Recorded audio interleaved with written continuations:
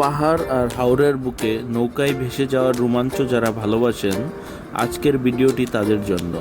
আমরা এখন আছি নেত্রকোনার ঐতিহ্যবাহী কলমাকান্দা খেয়াঘাটে।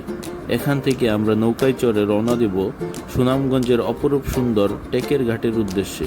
চলুন এই অসম্ভব কলমাকান্দা ঘাট থেকে প্রতিদিন নিয়মিত বিরতিতে টেকের ঘাটের ট্রলার বা বড় নৌকা ছেড়ে যাই। আপনি চাইলে লোকাল ট্রলারে যেতে পারেন, আবার পুরো টিম থাকলে একটা ট্রলার রিজার্ভ করে নিতে পারেন। নৌকা যখন চলতে শুরু করবে, আপনার মনে হবে আপনি কোনো ছবির ভেতরে ঢুকে পড়েছেন। বাম দিকে তাকালেই চোখে পড়বে মেঘালয়ের নীল পাহাড়, আর ডান দিকে অন্তহীন জলরাশি।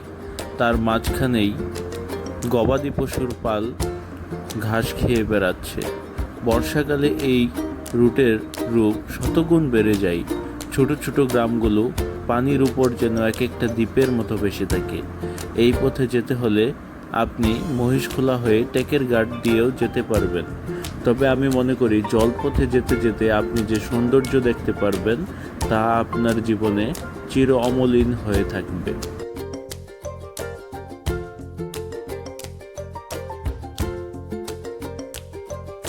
প্রায় 2.5 থেকে 3 ঘন্টার এক দারুণ নৌকা ভ্রমণ শেষে আমরা এসে পৌঁছালাম সুনামগঞ্জের বিখ্যাত টেকের ঘাট। ঘাট থেকে নেমে মাত্র কয়েক গজ হাঁটলেই দেখা মিলবে বাংলার কাশ্মীর খ্যাত নীলাদ্রি লেকের। পাহাড়ের কোলে জমে থাকা নীল পানি আর শান্ত পরিবেশ নিমিষেই আপনার পুরো জার্নির ক্লান্তি দূর করে দেবে।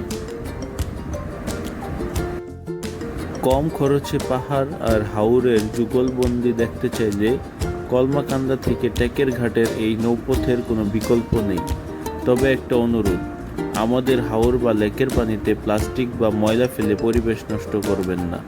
ভিডিওটি ভালো লাগলে লাইক ও শেয়ার করুন। দেখা হবে নতুন কোনো গন্তব্যে। আল্লাহ হাফেজ।